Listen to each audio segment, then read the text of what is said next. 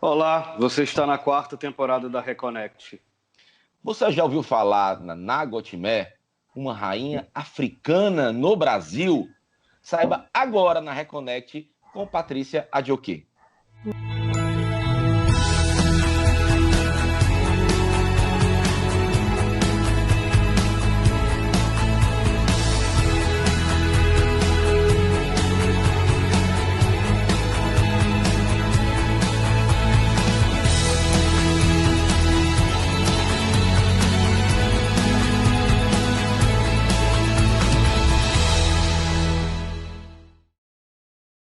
Querebetan Zomado Noé, Vozes da África veio mostrar.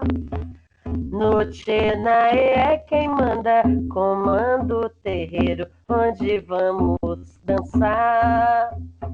No Tchenaê é quem manda, comanda o terreiro, onde vamos dançar. Foi Nagotimé,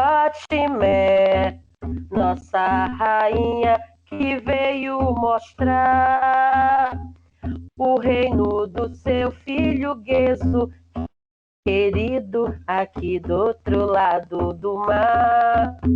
O reino do seu filho Guezo, querido, aqui do outro lado do mar. Ó ganso, cão, tambor, é tambor de mina, cortejo real, vodum zabomé, salve Nagotimé. Ó ganso, cão, tambor, é tambor de mina, cortejo real, vodum zabomé, salve Nagotimé. Salve Nagotimé, a grande rainha do Daomé, a rainha, essa grande mulher, né, que trazia os segredos de Xelebatá.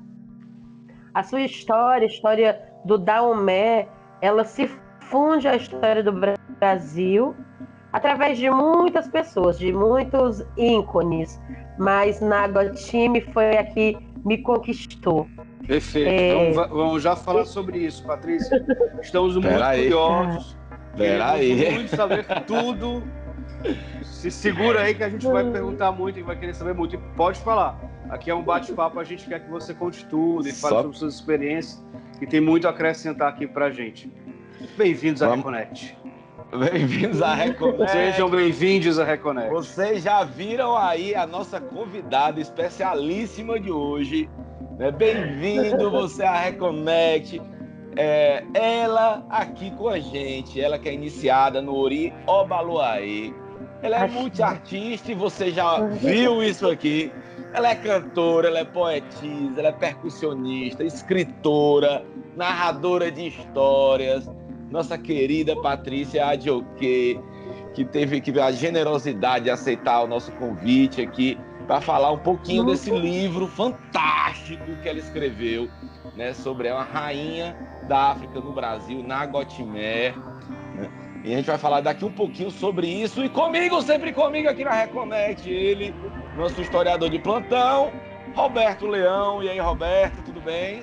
Olá, Bernardo. Olá, galera reconectada. Sejam bem-vindos a mais uma busca pela nossa reconexão espiritual. Hoje uma reconexão especial com uma pessoa especial. Já chegou quebrando aqui os nossos protocolos de forma linda. E reconecta. Eu acho ótimo. Reconexão. Roberto, eu acho até que é o seguinte: todo convidado agora tem que vai ter que cantar. Tem que cantar. Cara, tem porque que cantar. Ficou outro negócio aqui, ficou outra dinâmica. E eu acho que o convidado tem que cantar alguma coisa que represente mesmo o que ele tem, o que ele carrega, a sua essência reconectada. Você tem que cantar e eu tenho que cantar também. A minha canção eu já escolhi. A canção que representa a minha vida hoje é Você e sua amiguinha quer subir na minha motinha? É muito a minha cara. Isso muito eu. Ai, meu Deus do céu. Investe em mim, aposta tudo em mim. Só assim, eu tô nessa fase. Rapaz, aí depois fala da Patrícia, né? Patrícia, muito bem-vinda, muito bem-vinda. Que bacana, muito obrigado por ter aceitado esse nosso convite. Eu queria começar, Patrícia, falando um pouquinho da tua espiritualidade. Quem é a Patrícia? Eu já falei com um pouquinho, que você é iniciado no Ori Obaluayê, de artista, cantora, poetisa. É muito engajada, inclusive, nesse mundo, né, afro-brasileiro, dessa cultura afro-brasileira. Você resgata e luta muito em relação a isso. Mas como foi essa tua busca pela espiritualidade? Como é que a espiritualidade, como a Patrícia Adjoquê se define? E como é que foi essa tua busca pela espiritualidade até chegar no Ori Obaluayê? Eu venho de uma família de berço católico, primeira comunhão, renovação, crisma, carismática. Aí fui da carismática, mas naquele contexto eu não me reconectei. Algumas pessoas se reconectam ali, mas não foi o meu caso. Então, eu fui para uma outra filosofia religiosa, que foi a protestante. Eu era encontreira, trabalhava, orava em línguas. Olha aí! Mas ali também não me reconectei ali. Não era o meu lugar. Então, a espiritualidade foi me guiando, e eu cheguei na casa de uma senhora chamada Mãe Valdívia, Jalé Luiz Souza. Isso já está com um bom tempo, né? Está com 23 anos, aconteceu. E como muita gente, eu tinha medo de tudo aquilo, né? Essa construção do medo. E ali eu fui amando aquele lugar, aquela senhora, e me iniciei ali mesmo para o Baluayê. Foi naquele momento, passaram 2 anos, ela sempre queria que a gente aguardasse para saber se era aquela decisão. E a partir daquela porta do terreiro que se abriu para mim, a questão da ancestralidade africana e afrodiaspórica também se abriu. E eu comecei a estudar, a ler, para compreender porque as pessoas tinham medo. E eu cheguei no movimento negro a partir dessa experiência. E aí fui para o maracatu, fui para o afoxé. E sempre envolvi minha vida de trabalho como professora da Rede Pública Municipal de Fortaleza. Eu sou professora da educação básica e, ao mesmo tempo, trabalhando na espiritualidade, que me tornou essa pessoa que eu sou. Hoje sou falante, estudo, mas eu sempre tive muita dificuldade, né, no início da minha vida. Tinha dificuldade em aprender. Que hoje eu compreendo que era mediunidade. A partir do momento que a mediunidade começou a ser desenvolvida em toda a sua potência, eu passo a ser essa outra mulher, né? Uma pessoa que escreve, que fala em público, que canta, que toca instrumentos, multiartista. Né? Então, isso tudo é uma potência que está em nós, e a espiritualidade faz acontecer. Isso é incrível. Nós que somos de dentro do terreiro, da porteira para dentro, nós sabemos de todo esse potencial cognitivo, sensitivo, né? Motor, porque nós trabalhamos com a motricidade, com tudo isso, né? Então, essa liberdade que a espiritualidade nos dá, né? Mas eu queria saber de você o seguinte: a gente vem de uma sequência de programas falando um pouco sobre a questão da mulher, e você se define também como uma mulher do axé, não é isso? Sim. Qual a importância hoje da mulher na cultura dos povos de terreiro? Né? Como é que a mulher está posicionada hoje dentro dessa cultura? E o que é ser uma mulher de axé? É uma pergunta também que eu gostaria de lhe fazer. Na verdade, assim, eu acredito e vivencio que não é de agora, né? O candomblé, assim como a Umbanda, ela foi organizada pelas mulheres. Fomos nós mulheres, as antigas, as antepassadas, mesmo tanto dentro das senzalas como dentro da casa grande. Dentro da casa grande, ela protegia quem estava fora, né? Organizando, mandando alimento, protegendo nas fugas.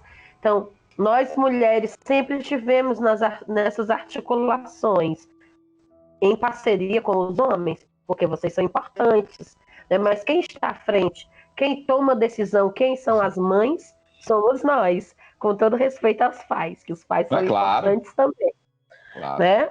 Então a mulher, ela tem essa posição e ela dialoga dentro do axé e também dentro das tradições culturais, mantendo as tradições culturais vivas ao longo de 500 anos de perseguição e, ao mesmo tempo, dentro das confrarias, porque como tinham que ser católicas, elas vão para dentro dessas confrarias e irmandades nas igrejas católicas, né?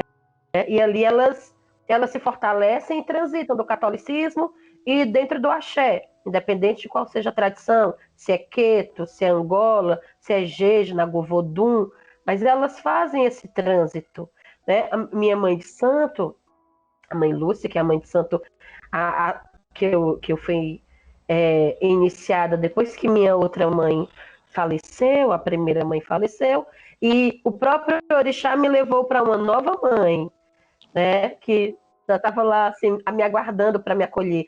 Ela, tanto das confrarias da Boa Morte, ela reza em latim, reza São Roque, reza Santo Antônio, e ela tem o conhecimento Jeje Nagô, Nagô Vodum, Angola, o conhecimento do caboclo. Então, essas mulheres, elas estão ali com aqueles saberes, dialogando, tecendo essas redes de proteção e de manutenção da cultura, né?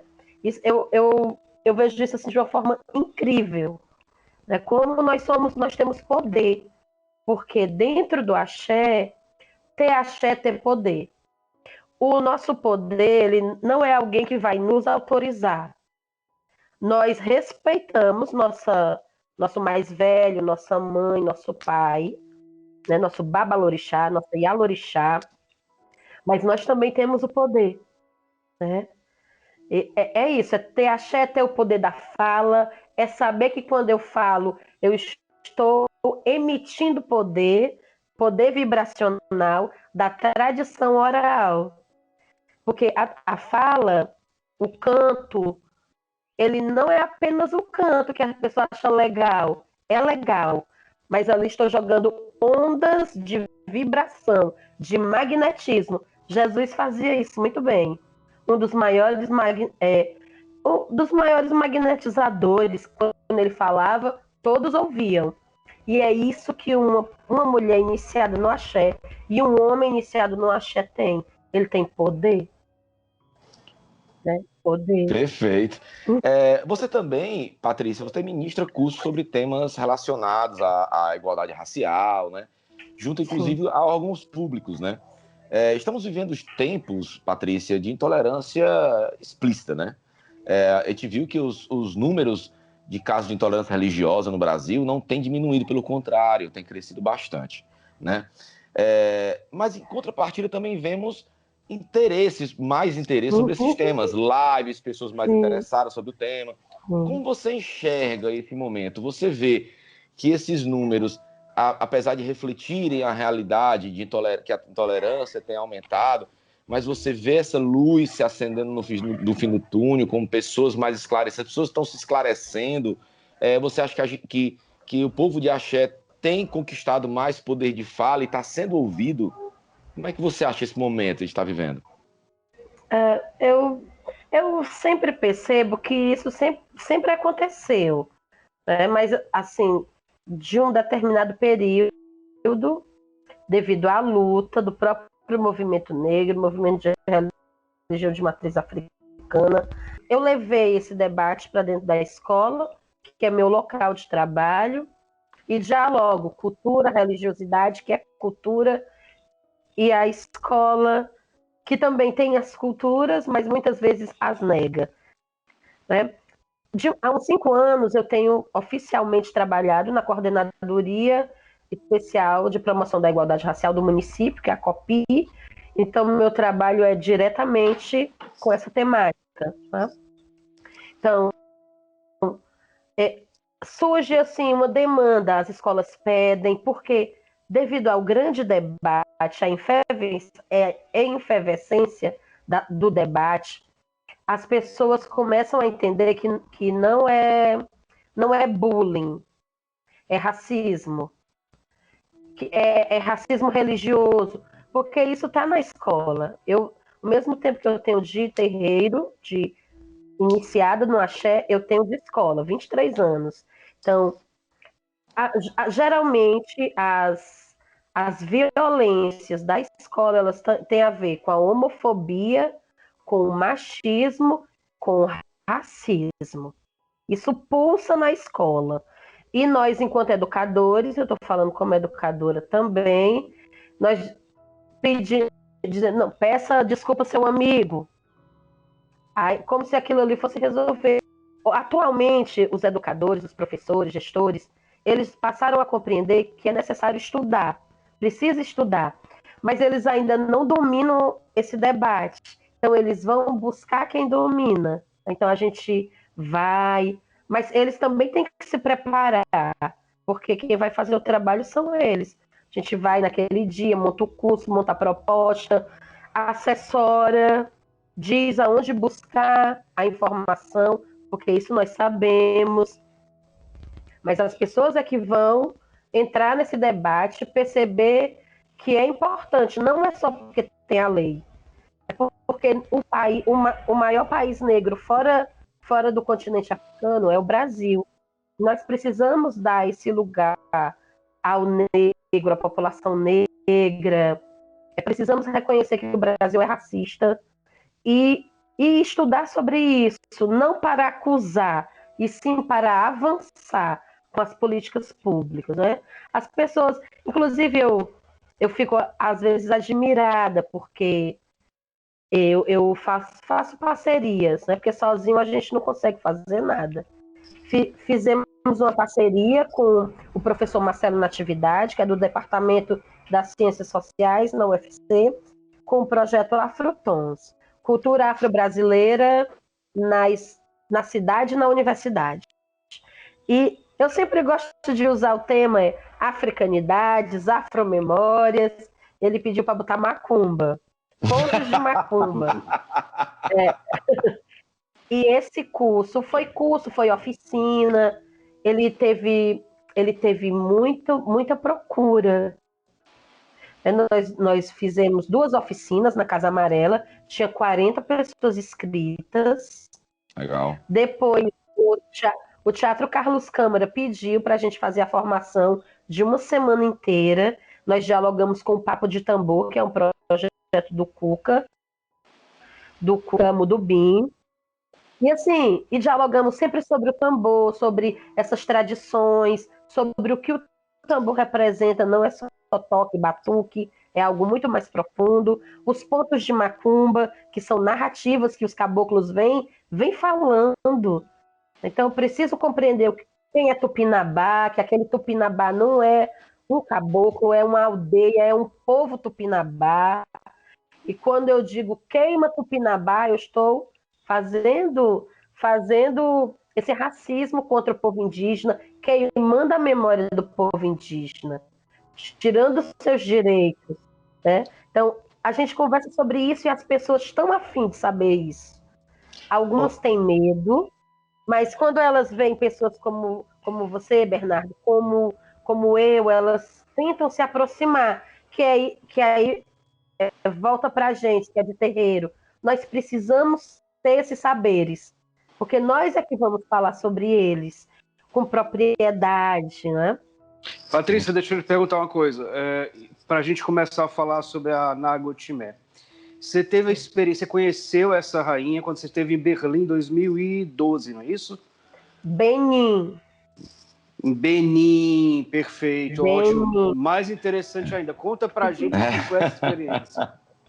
Olha, botou até, olha aí, colocou até muito bem. Essa Patrícia é muito artista. O Léo, nosso editor. Léo, você não vai editar nada. Você não vai editar nada. A Patrícia já tá aqui fazendo tudo. Benin é a região que é antiga Daomé, não é isso? É. É o antigo reino de Daomé, o reino Daomé, africano, que algumas músicas de candomblé canta, né? Daomé. Principalmente canta para o Baluaí. Mas, Patrícia, me diz uma coisa, Patrícia, o que foi que tu foi fazer em Benin? Lá na África. Foi o Baluaí, pai. Olha, quando o Roberto falou assim, você teve lá em Berlim, aí eu, pô, legal, Berlim é uma coisa, muita gente vai, né? Mas foi fazer. Foi a nossa pesquisa, eu copiei e colei do que estava no site, viu? Benin, o que foi que você foi fazer em Benin, na África? Olha, diz aí, Patrícia. Eu sempre quis ir para o continente africano, sempre quis. Mas assim, quando será que eu vou, né? Porque é caro. É mais fácil ir para a Europa. Mas Benin é caro. Assim, os países africanos. Aí eu já atuando, contando histórias e cantando no Afoxé-Acabaca, um belo dia eu recebi uma ligação do Bernardo Lamparina. Na época ele era coordenador da COPI, que é a coordenadoria, e ele falando que tinha esse projeto que Fortaleza ganhou para fazer uma cooperação trilateral. Era Brasil, França e Benin, de restauro do patrimônio afro-brasileiro no Benin. Benin é o país que tem o maior patrimônio brasileiro fora do Brasil. Aí eu disse, legal. Tá me chamando para ir para a África? Eu vou. Apesar de que a língua oficial lá é o francês, né, Patrícia? Mas era uma colônia portuguesa. Sim. Era de Portugal. Depois a Inglaterra tomou, depois a França tomou. A França tomou, hoje isso. Foi. Naquele período, né, da repartição do continente. Então eu tive essa honra de ir, e lá é o lugar onde viveu Sapatakavungo, que é o Baluaí. Então, assim, eu fui nessa viagem, aí entrou a espiritualidade, a ancestralidade, assim, a comoção de sentimentos. Eu fui a trabalho, representando as relações internacionais. Foi, assim, uma coisa incrível. Eu ainda nem percebi o que era, só entendi quando eu voltei para o Brasil. Né? Você passou quanto tempo lá, Patrícia? Na verdade, eu passei um mês e eu só ia passar 12 dias. Foi como a minha passagem demoraram a comprar para que eu fosse passando pela França, por Paris, né? E não passasse pela África do Sul, porque eu viajei sozinha. Então, na África do Sul, eu teria uma maior escala. Estava viajando sozinha. Então, como demoraram, eu passei um mês. Foi o mês de maio.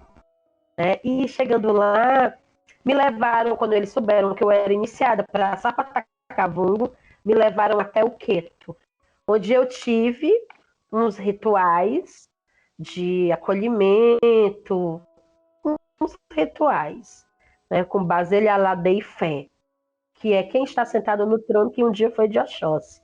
Tem o Palácio Real Antigo, já em escombros, e tem o palácio onde tem a ritualística. E foi assim, foi incrível. Foi lá que eu recebi esse nome, Adjoque. É por isso que eu agreguei esse nome, né, a mim, porque ele significa muito para mim. E a partir daí, a partir dessa viagem, eu comecei a compor. Antes eu só cantava. Dali eu passei uma reunião de 16 horas e na hora da reunião eu fiz 2 composições. Vou cantar para vocês, tá bem? Tá ótimo, pode cantar. Um poema composição. Minha história tentaram calar, do meu povo me separaram. Eu busquei, não cansei do ancestral, eu lembrei. Veja, meu povo, voltei. Eu busquei, não cansei do ancestral, eu lembrei. Veja, meu povo, voltei.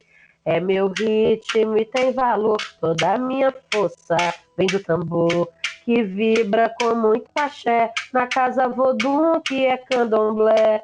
No Benin eu me reencontrei, tive forte transformação, transmiti o que vi, o que vivi e senti. Eu sei que essa é minha missão.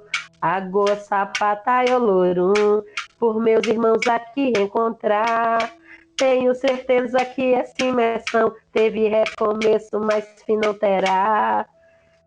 Ali surgiu de repente esse poema já musicado, né?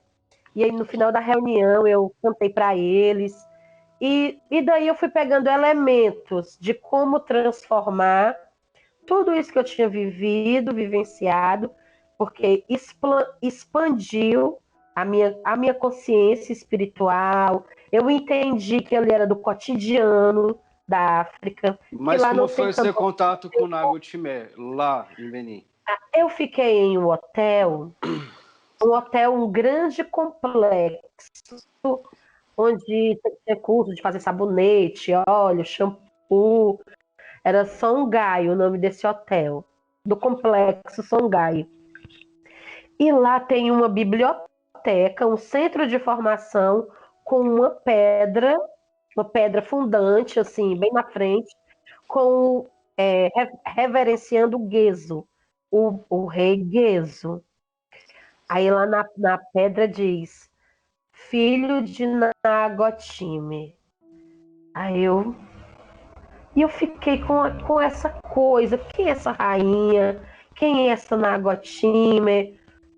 E aí fui lendo sobre ela, fui escrevendo alguns versos sobre ela e conversando. Lá eu conversei, convivi com os iorubás do Benin e a gente foi conversando. Tinha um problema, porque lá a língua era francesa, mas eles falavam inglês, eles também falam inglês, espanhol. Então ia tecendo essas perguntas, esses saberes. E daí eu já voltei com 2 livros prontos, escritos, 2 textos, que foi a Joque e a Nagotime, porque eu já trazia a história dela escrita, e junto com a Márcia, que a Márcia também esteve no projeto, ela que coordenava, que era um restauro de patrimônio, e ela é arquiteta, então ela coordenava o projeto.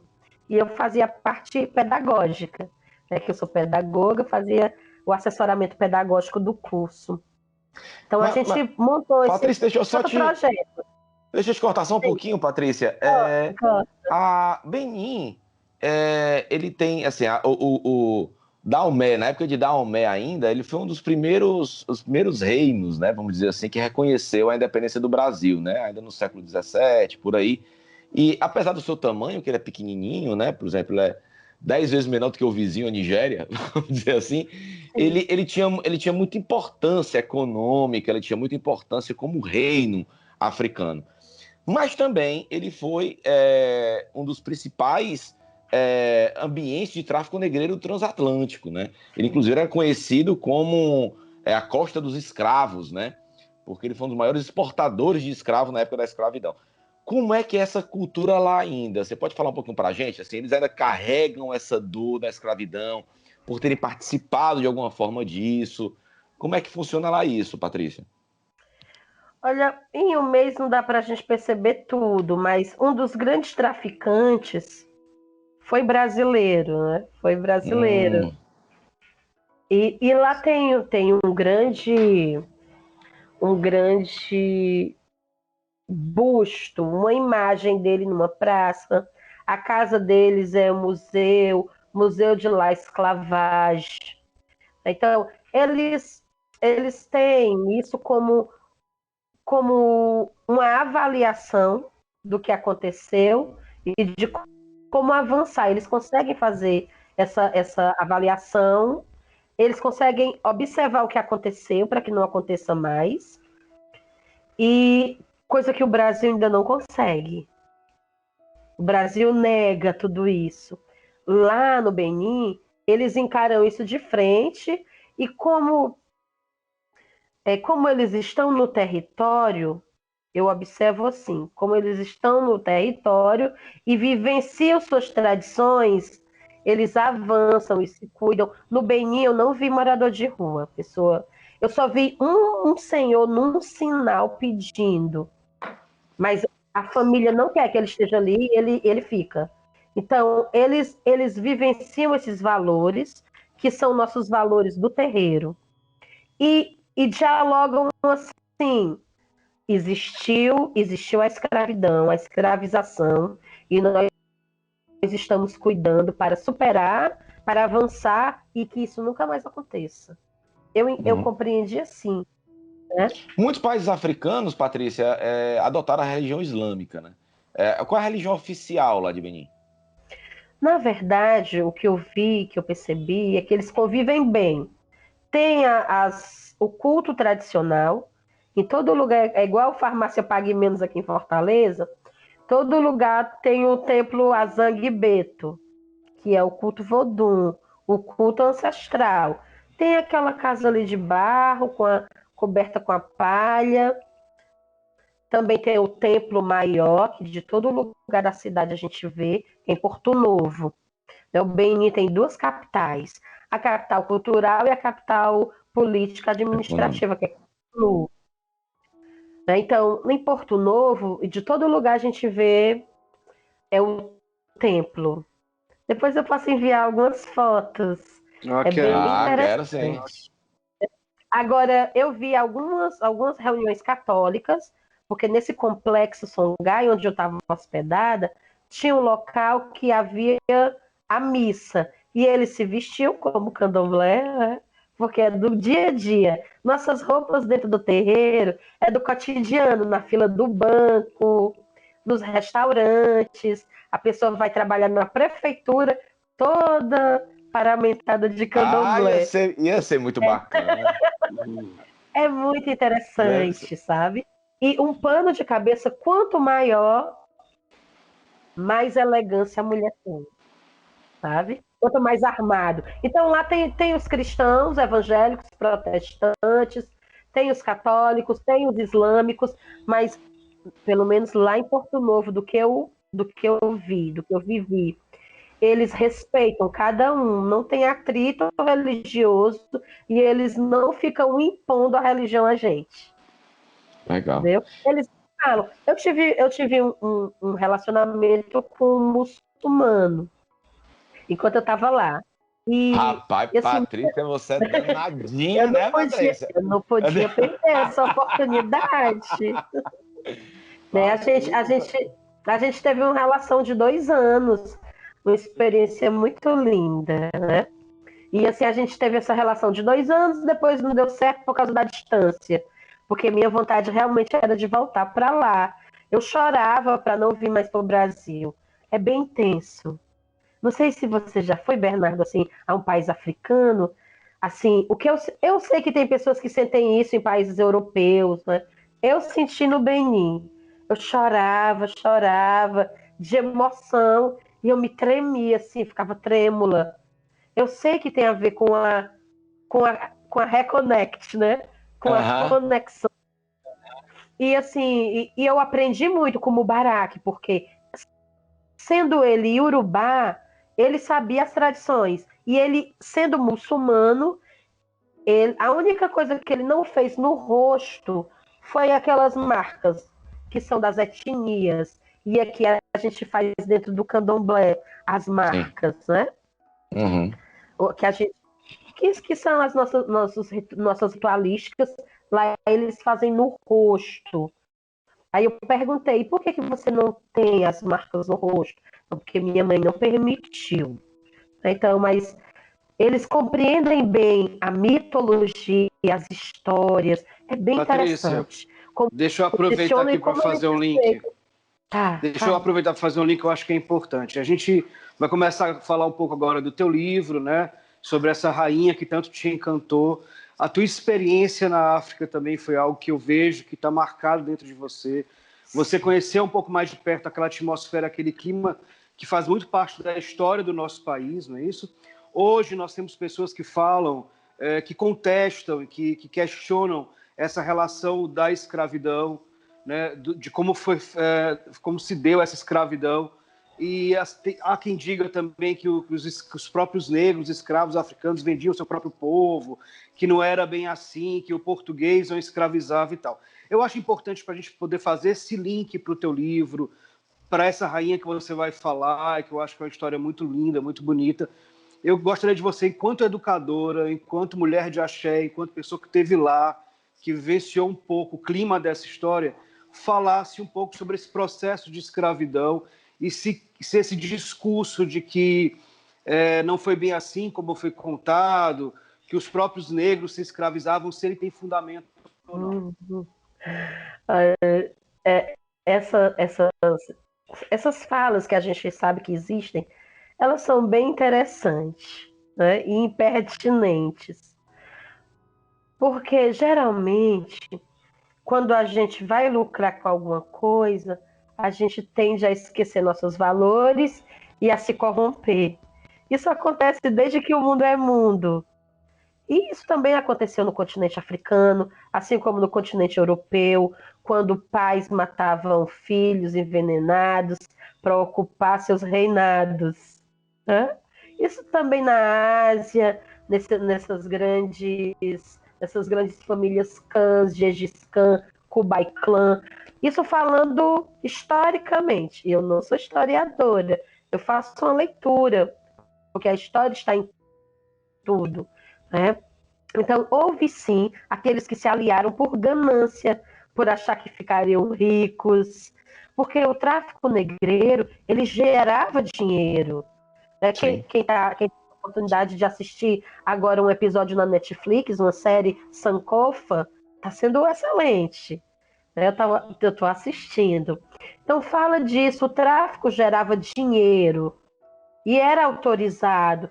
Então todo mundo queria estar dentro ganhando dinheiro, né?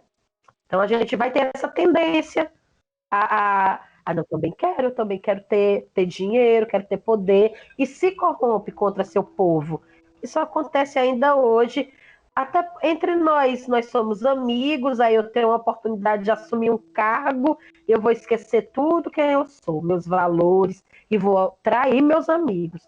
Não vou escravizá-los, mas vou traí-los. Né? Isso também é uma forma de traição. Né? Isso aconteceu sim, mas o que aconteceu de uma forma cruel foi o colonizador europeu pegar esse tráfico e fomentar a discórdia, porque aí fomenta a discórdia, inventa fake news, naquele tempo já existia fake news. Boa. E oprime, devasta, acaba. Foi muita crueldade. Foram milhares de pessoas atravessando o Atlântico. Né? De 280 pessoas, chegavam 60. Muitas morreram. Então, isso foi muita crueldade. E até hoje não teve reparação. A Europa tem suas políticas de reparação, possibilitando estudo. Aqui o Brasil começou a reparação. Mas eu tenho amigos que moram em Berlim, são brasileiros morando em Berlim. Dessa vez é em Berlim. Agora é Berlim. Eles dizem. Agora é Berlim. Ele diz, esse meu amigo, que o Brasil é uma situação sui generis. A gente ainda tem a postura de realmente de escravocrata. Por isso que ninguém aceita que negro vai estudar e esteja fazendo doutorado. Porque ele está estudando, ele vai ter conhecimento e vai ocupar o meu lugar. Poxa, mas tem lugar para todo mundo. Por que o negro só tem que estar varrendo a entrada do hall do hotel, entendeu? Então, são essas questões que são advindas ainda desse tráfico negreiro. Da gente olhar para o negro já ter medo, na rua ter medo. Tudo isso ainda é resultado desse período da escravização que não foi conversado. A gente precisa conversar e ressignificar, sentir sem se ressentir, porque há muito ressentimento, porque foi uma dor muito cruel, né? Mas o brasileiro, né, Patrícia, ele também, né, tem uma cultura muito monárquica, né? Por exemplo, a gente carrega sem querer, por exemplo, é o rei dos baixinhos, é a rainha dos baixinhos, é o rei do forró, é o rei do axé. A gente tem mania de tudo que é bom tem que ser rei e rainha, né? A gente ainda carrega muito, tá muito enraizado essa monarquia na gente, né? E até a forma de tratar as pessoas, como, por exemplo, nas relações trabalhistas, né? Ainda você vê, por exemplo, nos mais antigos, vamos dizer assim, nas pessoas mais velhas, ainda uma herança mais forte, talvez, do que as gerações mais presentes, né? Você vê enraizado ainda um preconceito. Eu sei que mudou pouco, né? Eu não estou dizendo que é culpa deles, não, mas eu digo que eu acho que é mais difícil para eles, para as gerações mais antigas, gerações anteriores que a nossa, né?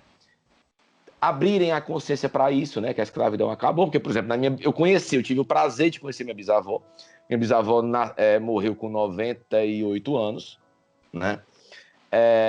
Então, ela era extremamente racista, né?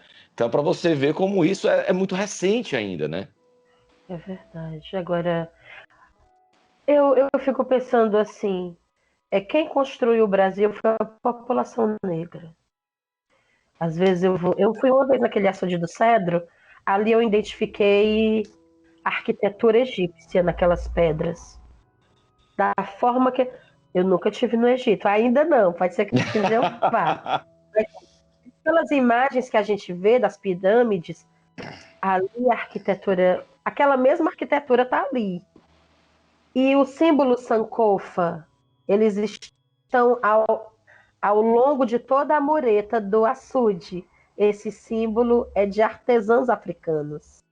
Sim. A gente sabe que quem estuda as culturas, né, a história, os símbolos, ali é símbolo do povo Akan, símbolo Sankofa. E tem o local onde os negros ficavam. Por que nós não falamos lusitano, o português de Portugal? Porque nós falamos línguas banto. Né? E isso, quem escreve sobre isso, tem muita gente. Ney Lopes escreve sobre isso. Ieda Pessoa de Castro escreve Patrícia. sobre isso. Ela até. Deixa eu só falar da Ieda. Claro, pode falar. A Ieda Pessoa de Castro, ela é linguista em línguas africanas no Brasil. E ela diz que as primeiras pedagogas foram as mulheres negras, as amas de leite. Então, nós fomos criados dentro dessas tradições negras. Pronto. Olha, então daqui a pouquinho, você que está vendo aqui, Patrícia Adjoque, vai falar agora sobre uma rainha africana no Brasil, Nagotimé, que a Patrícia descobriu essa rainha numa viagem que ela fez para Benin, no antigo reino de Daomé. Tem uma história super interessante, não sai daí. Vai aparecer aqui no cantinho as redes sociais da Patrícia. E se você perdeu o comecinho desse programa ou qualquer programa anterior, vai aqui nas nossas redes sociais, aqui no nosso canal do YouTube, que tem todos os programas na íntegra. Tá? Então voltamos já, não sai daí que o programa no segundo bloco tá fantástico. Fica aí.